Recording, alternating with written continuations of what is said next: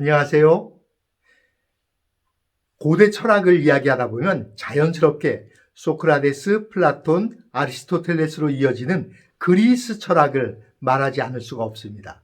그리스보다 훨씬 더 강했던 로마 제국조차 시대적 철학의 흐름은 그리스 사상이었습니다. 이 그리스 철학은 크게 둘로 나뉘는데 머리냐 아니면 가슴이냐 이겁니다.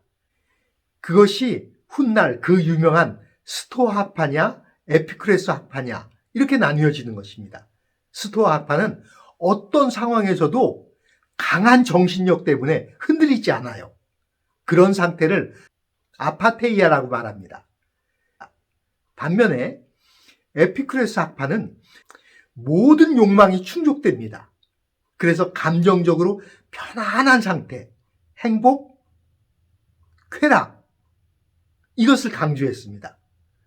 그러다 보니까 나중에 이것이 스토아 학파는 모든 것을 정신력으로 이겨내는 금욕주의로, 그리고 에피쿠레스 학파는 쾌락주의로 발전을 합니다.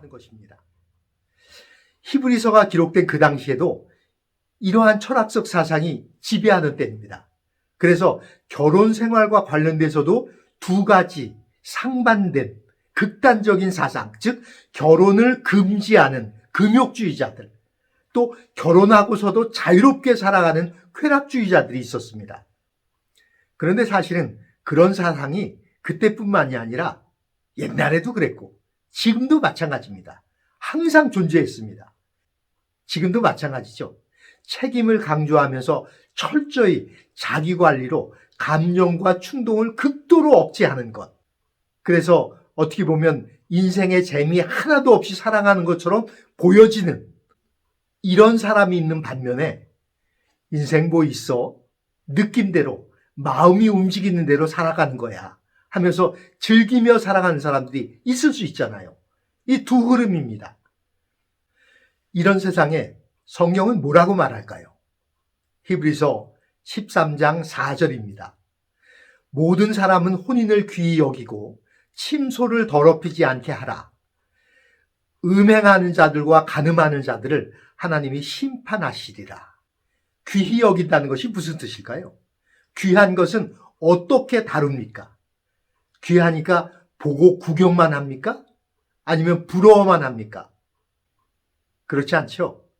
귀한 것은 경험하면서 그 가치를 나의 것으로 하는 것입니다. 귀하다의 반대말이 뭔가요? 귀하지 않다, 흔하다. 근데 사실은요, 귀하다의 반대말은 귀찮다입니다. 귀찮다가 귀하지 않다, 귀치 않다 이런 뜻이라 그래요. 그러니까 귀찮은 겁니다. 귀찮은 것은 그걸 안 해도 돼요. 흔하니까 언제든지 할 수 있으니까. 근데 귀한 건 그걸 경험을 해야 돼요. 그리고 귀하게 여겨야 돼요. 소중하게 여겨야 됩니다. 그래서 귀하게 여기는 것은 그것을 경험하면서 그 가치를 나의 것으로 하는 것입니다. 그리고 그 가치를 간직하는 것입니다. 혼인을 귀하게 여기라는 말도 그런 말입니다. 전도서 9장 9절에도 보면 내 헛된 평생의 모든 날, 곧 하나님의 해 아래에서 내게 주신 헛된 날에 사랑하는 아내와 함께 즐겁게 살지어다. 이는 내가 일평생의 해 아래에서 수고하고 받은 분복이라고 말합니다. 여기서 말하는 분복은 다른 사람이 대신할 수 없는 오롯이 나만이 가질 수 있는 축복이라는 뜻입니다. 바로 아름다운 결혼 생활은 헛되고 짧은 세상에 하나님께서 나에게 주시는 나만의 소중하고 귀한 축복이란 말이에요. 그 귀하고 가치 있는 것을 나의 것으로 하고 내가 누리고 그 소중한 것을 간직하는 것입니다. 그게 혼인을 귀하게 여기는 거예요. 그런데 오늘날에는 새로운 풍경이 있죠. 결혼에 관심이 없거나 개인적인 여러 가지 이유로 결혼을 포기합니다. 심지어는 결혼을 혐오하기까지 합니다. 요즘에 꽤 자주 듣는 이야기죠. 비혼. 결혼하지 않는 겁니다. 비혼의 이유가 뭘까요? 그게 다른 이유라면 이해가 돼요. 그러나 그것이 개인의 행복 추구권 때문이라면 생각이 다르죠. 그것 때문에 결혼하지 않는다면 그건 혼인을 귀하게 여기는 것, 그게 아닙니다. 나를 위한 하나님의 사랑을 경험할 수 있는 거의 유일한 곳이 가정입니다. 하나님께서도 하나님과 우리의 관계를 부모와 자식 관계로 설명을 하시죠. 그리고 하나님의 사랑을 부모의 사랑으로 비유하지 않습니까? 아버지의 사랑처럼요.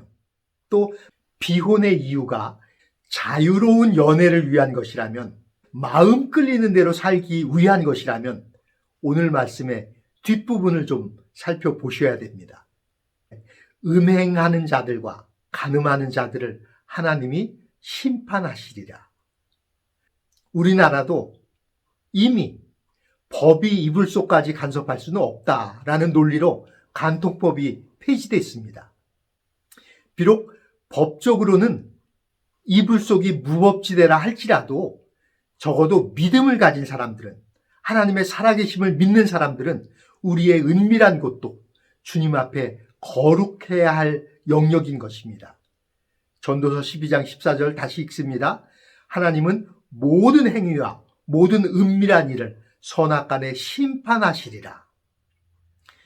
가정은 하나님께서 함께 하시는 소중한 곳입니다. 이 소중한 가정이 결혼을 통하여 이루어지기 때문에 하나님께서는 결혼을 축복하셨고 귀하게 여기라고 말씀하시는 것입니다. 그러므로 결혼 생활은 금욕주의자들의 이야기처럼 불결하거나 부정당할 것이 아닙니다. 반대로 쾌락이라는 이름으로 즐기기만 할 것도 아닙니다. 오늘 우리에게 하나님께서 주시는 축복을 또 다시 한번 생각하면서 함께 이 소중한 혼인과 우리의 가정을 위해서 기도하겠습니다.